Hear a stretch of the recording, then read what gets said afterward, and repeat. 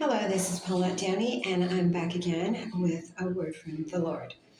So we are in week 5 on the series that I am presenting on, the Ten Commandments. So with week 5 comes the fifth commandment. And so before I begin, delivering the message, I'm going to actually read the fifth commandment, which can be found in Exodus. Oops. Gotta get my glasses. Okay, so it can be found in Exodus and Exodus 20. Exodus 20 and verse 12. So Exodus 20, verse 12, and this is the NLT version. So honor your father and mother, then you will live a long, full life in the land the Lord your God is giving you. So that is the reading of the fifth commandment.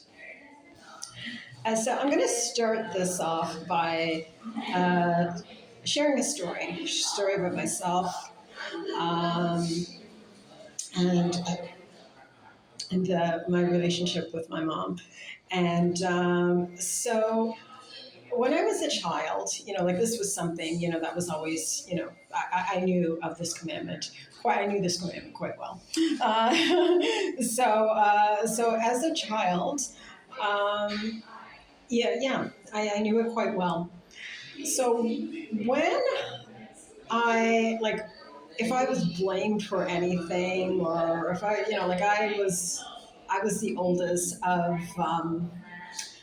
the children that my mom was caring for. So it was me, and then it was my sister, who is the youngest, and then my niece, who was the youngest. So my niece is the youngest out of the three of us.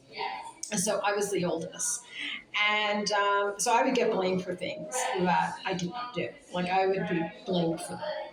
And I mean, if I did something, that's one thing. But if I didn't do it, that was something else.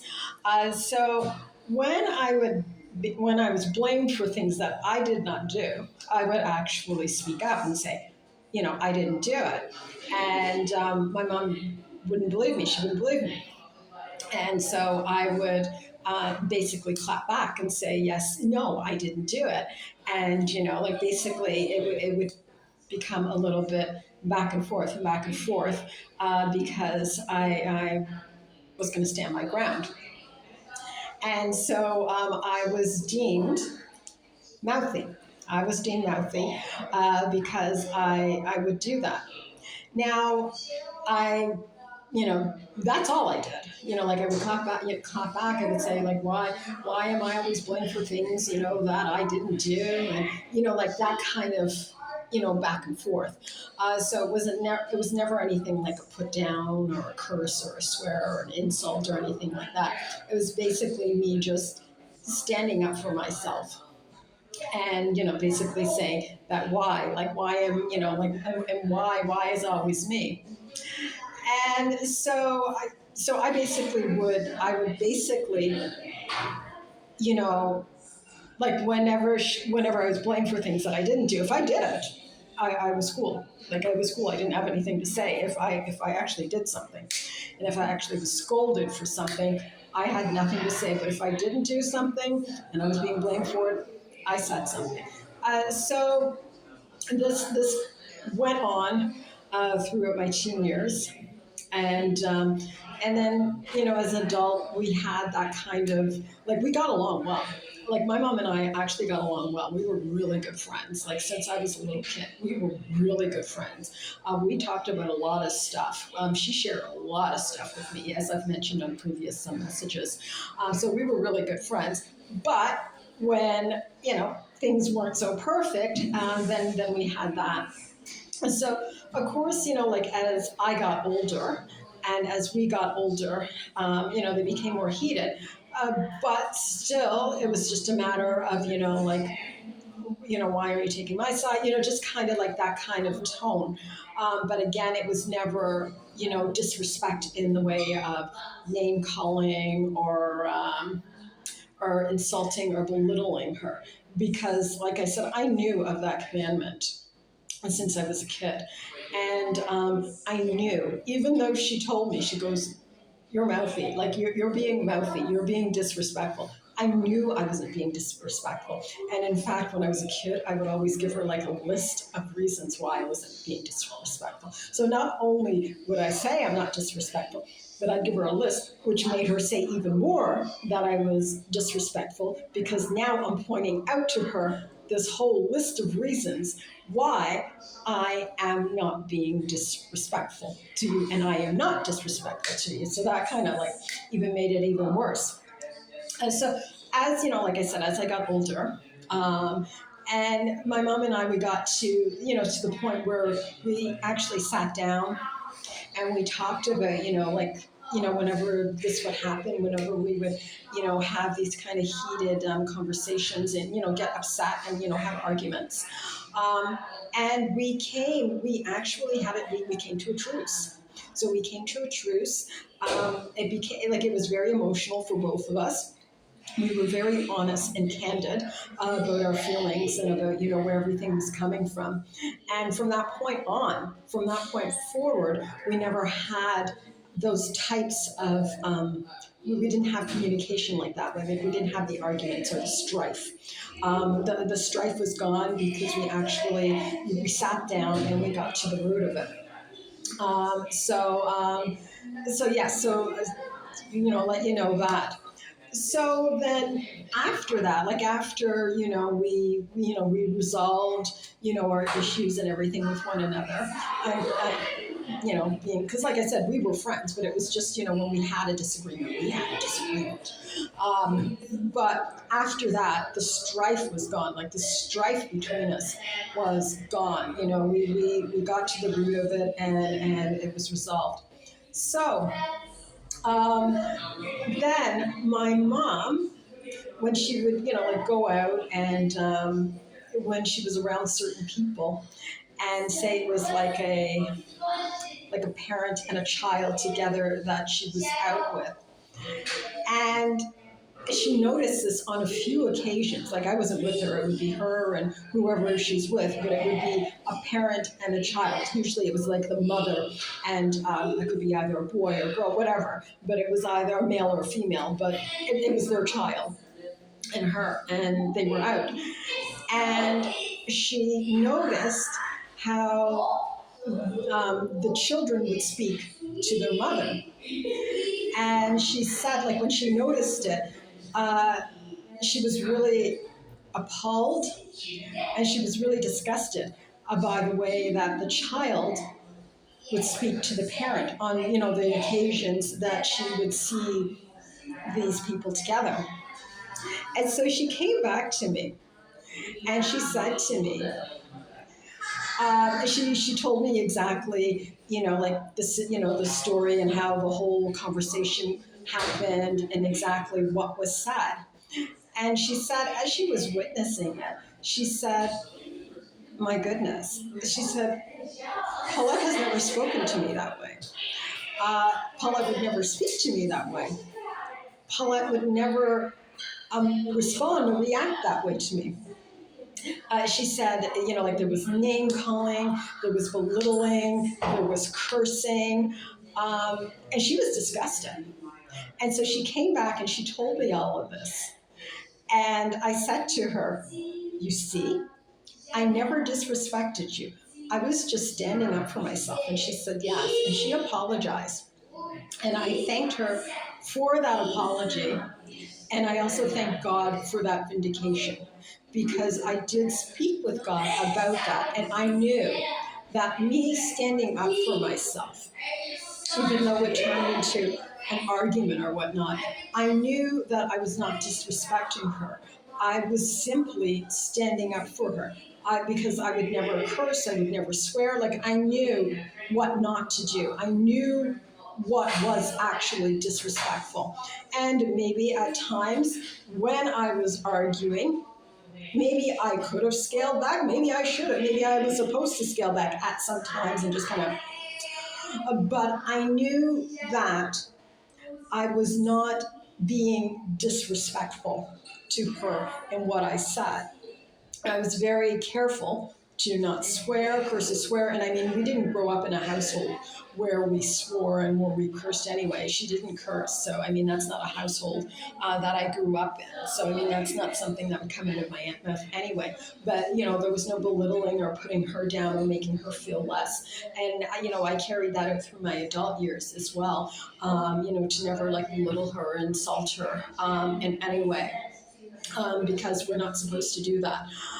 But, you know, I thanked her and I did thank God because that was God's vindication for me. Like he was vindicating me, basically saying, no, you didn't. So when she came back and she said she noticed it, she said she was disgusted. She goes, oh my gosh, she's like they were cursing and they were swearing and they were putting their mother down, and they were saying things that were really inappropriate and something that you should never say to a parent. And so when she shared that with me, you know, like she apologized because she realized at that point that I was never disrespectful to her. We had heated arguments, and at times I could have been in the wrong. At times I was in the wrong. At times she was in the wrong. But it was never me disrespecting her. And so I say all of this to start off with one of the things that we should not do or we should do with honoring our parents. And that is showing them respect. And so that was an example of showing your parent respect in the sense that we are not to say foul language to our parents. We should not say foul language in the presence of our parents. So even if we're not saying it directly to them, but even if we're in the presence of our parents, we shouldn't be saying, speaking inappropriately or saying, things or, cursing and swearing and, just saying explicits. We should not be doing that. We should, and not belittle our parents in any way, not put them down, not demean them, no matter what they say to you, no matter what kind of insult they may have to say to you. I'm not saying that if a parent insults a child, an adult or child, that it is right, but it is wrong for us then to come back at them with an insult. That is wrong. And so it's having that kind of respect for your parent and what you say to them. There's nothing wrong. And see, this is where a lot of people get it wrong with the whole honor your mother and father. And then people end up going in therapy because they were not able to express their feelings to their parents because their parents told them that you cannot respond to me. So when a parent, say, accuses them of something or tells them, I want you to do this and I want you to do that, and or I want you to go here, they can't express their feelings about the request that the parent is making. So, I mean, depending on what like going to church, like I had to go to church when I was a child. So as a child, I mean, I'm living in my mother's home, and if she's telling me I have to go to church, I have to go to church. But that's not a bad thing. So I'm not talking about, like parents telling their children, you have to go to school, you have to go to church, you have to, do certain things, live in a certain way within the house that they're living in. Yes, we have to respect our parents' the decisions that our parents, make for us and whatever they tell us to do. When we are living in their dwelling, we are supposed to abide by those and listen to them in that way. But I'm talking about, like, say, how can I put, I'm trying to think of something here. Like, basically what I was saying, like if I'm being accused of something and what I'm accused of is not right, I should be able to express that. And some parents, quite a few parents, they say things to kids, and kids are unable to express their feelings back to the children. And as a result of that, they grow up and they harbor these feelings, ill feelings towards their parents because they couldn't express themselves as a child to their parent because it would be disrespectful. It's considered as disrespectful and not honoring their parent. So a child should be able to express their feelings to their parent. So I'm not talking about like putting a guzzle or over the like a muzzle. I said guzzle, putting a muzzle over the child's mouth and saying that the child can't respond. No, a child should be able to respond to whatever it is. If they're feeling a certain way about it, the parent doesn't have to agree with it. But a child should be able to express themselves. And because, like I said, so many children have grown up in households where they were unable to express their feelings. And as grown ups, then they are going to therapists, speaking to their therapists about the trauma that they've experienced as a child as a result of that. So children should be free to express their feelings. But at the end of the day, you are to respect your parents' decision, whatever it is. And I'm not talking about harmful, things. Most parents aren't going to do that. But we are to respect what our parents say. So, like, if you have to go to bed at 10 o'clock, then you have to go to bed at 10 o'clock. Like, there's no arguing about that. Like, there's no arguing about, well, I want to go at 11 o'clock, or why can't I go at 11 o'clock? No, it is 10 o'clock. You're living under your parents' roof, and they, you have to live by their rules. So, things like that, you are supposed to show that kind of respect for your parents in how they are telling you, in the rules and the rules that they're telling you that you have to abide by, in the ways that you are telling them to live when you are living under their roof. And same, as you're getting into your teenage years, same thing. It's the exact same thing. Like, you have to abide by the rules that are laid out by your parents. It's not, well, I'm a teenager now, so I should be able to do what I want. So it is a matter of speaking to your parents in a respectful way, not using inappropriate language, not using demeaning language, not putting them down. We're not supposed to do that. So it's having respect for your parents, honoring them. And also another thing, like I said, and when you get situations where children weren't able to open up to their parents, weren't able to express their feelings, then they end up going to a psychotherapist, speaking to the psychotherapist about the trauma that they've experienced as a child. There's nothing wrong with that. There's nothing wrong with speaking to somebody like that. Or if there's someone close in your life and you need to speak to them about that. But at the same time, gossiping about your parents is another thing. So, like, gossiping about your parents to people, gossiping about anything, like gossiping about how they react to certain things, gossiping about their lifestyle, gossiping about, just gossiping about your parents, the way people gossip about, coworkers or friends. This is disrespectful. This is disrespectful. So we are not just gossip about our parents and talk about,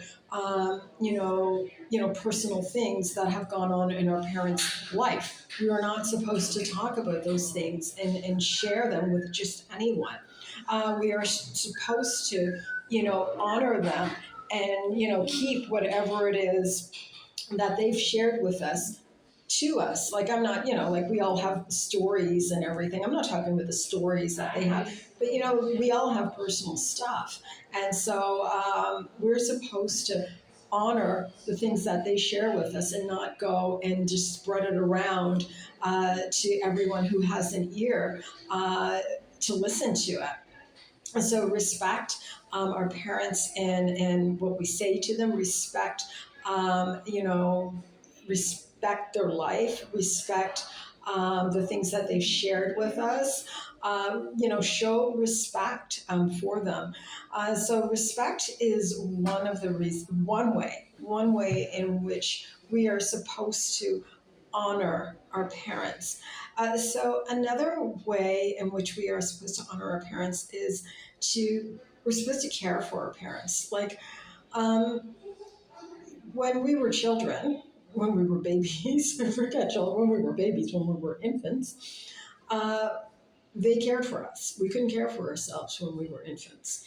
So I know for the majority of us, we were actually cared for by our parents, and they couldn't, because we couldn't care for us. So, they, around the clock, they fed us and, bathed us and clothed us and, made sure that we were taken care of. And, throughout our, toddler years and school years, all that work that they put into us, they cared for us. But there comes a time where the roles reverse, and they need care in many cases, or in some cases.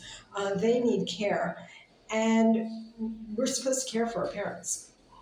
We're supposed to care for our parents. We're supposed to, the circle of life. And that's basically what it is. It's the circle of life. And we are supposed to care for our parents the way our parents cared for us when we couldn't care for ourselves.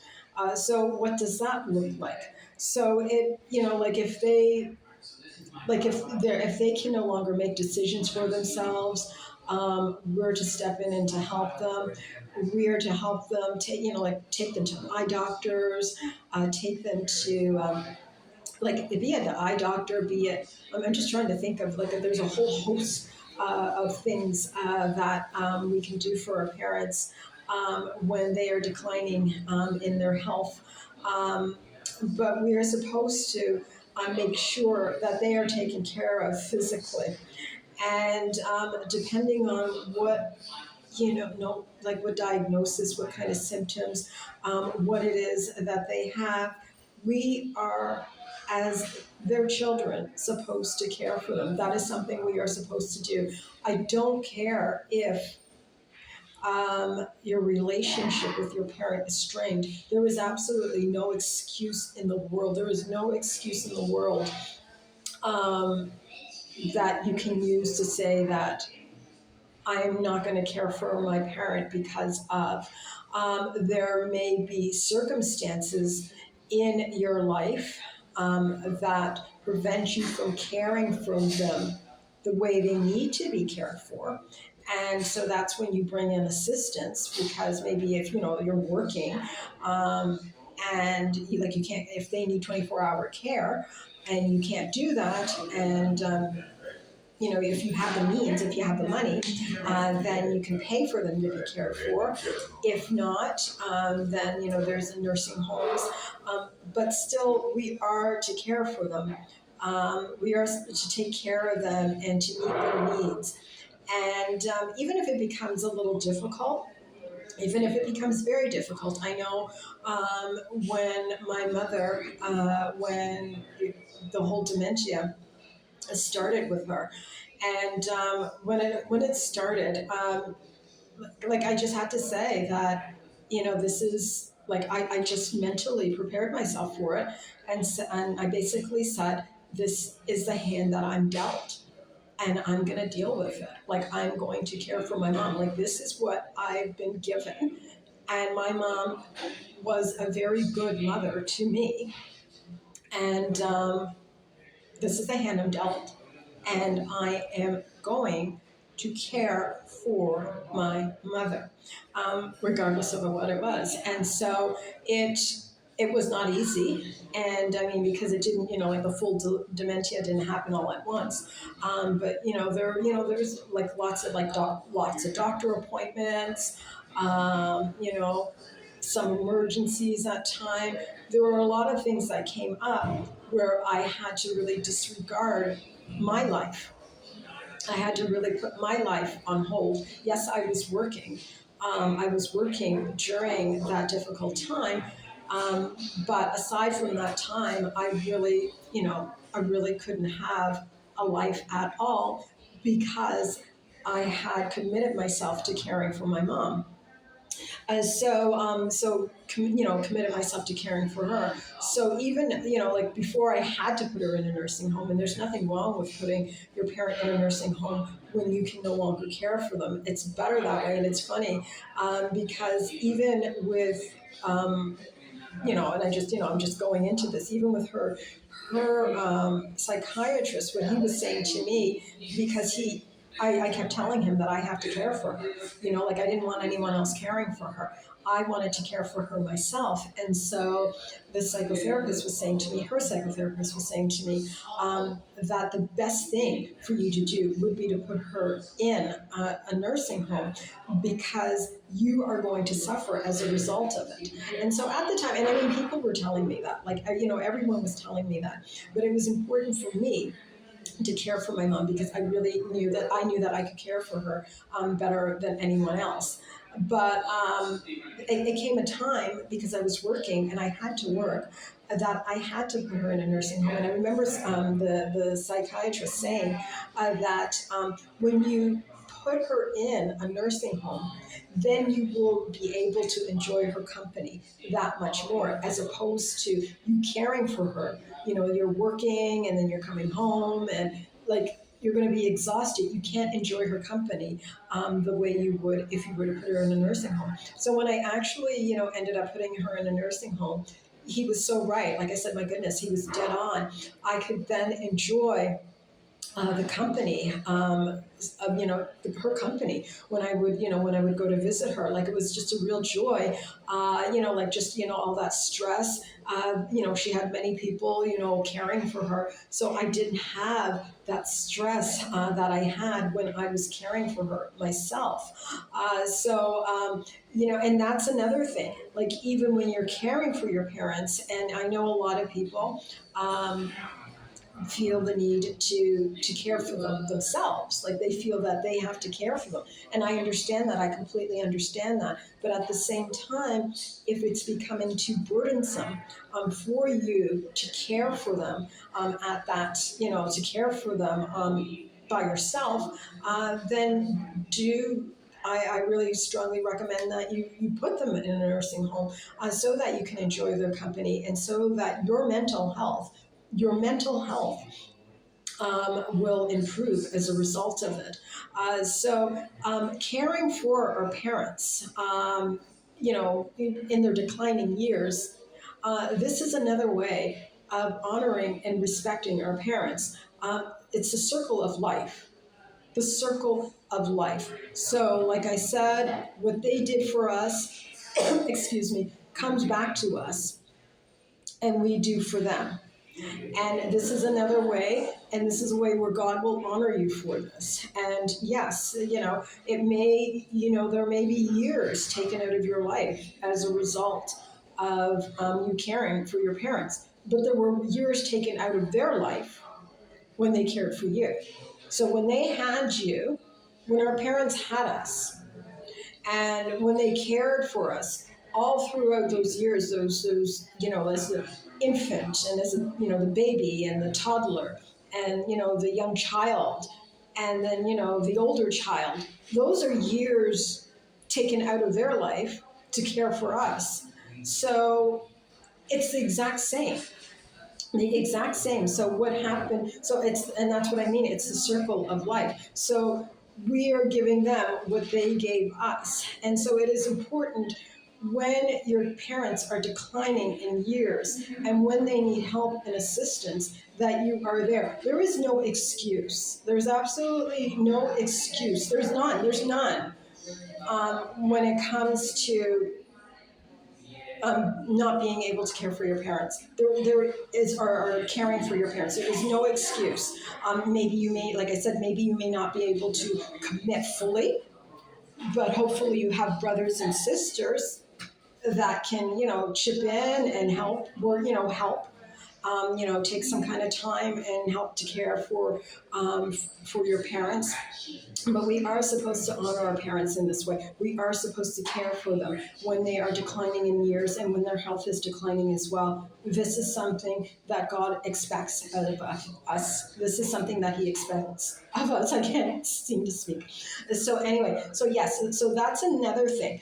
That we are supposed to care for our parents in declining years. Like I said, if it's going to take a few years out of your life, then it's just something that we have to do. It's something that we have to do. They did it for us. And this is another way of honoring and showing respect for your parents. And I'm gonna say this one, and I know this one's gonna hit hard.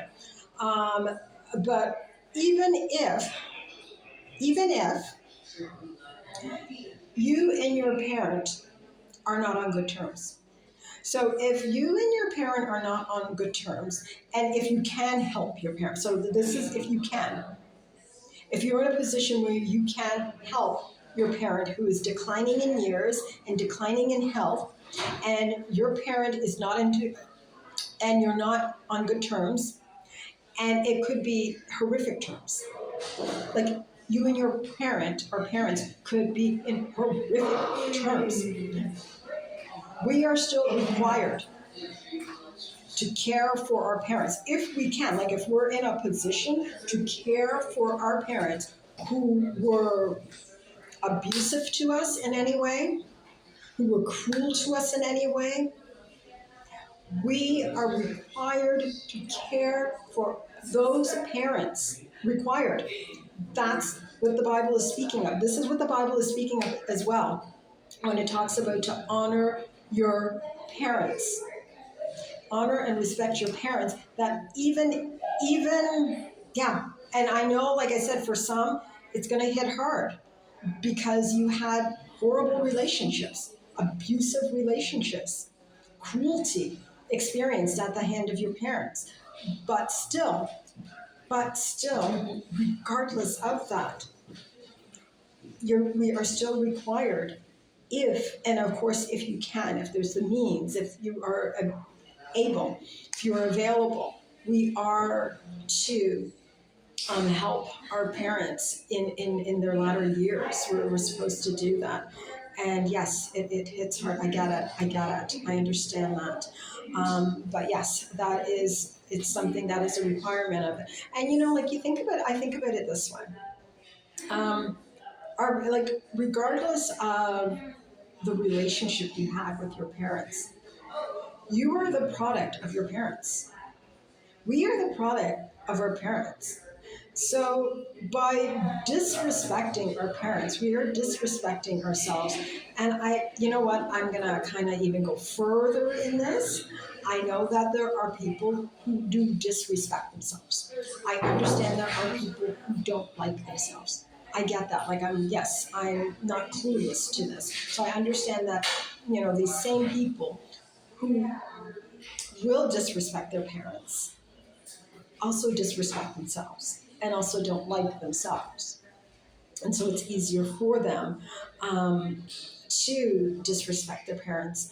But we are still required, regardless of your feelings about yourself, to care for our parents. And it requires a lot of prayer because this is something that God would have to help you with.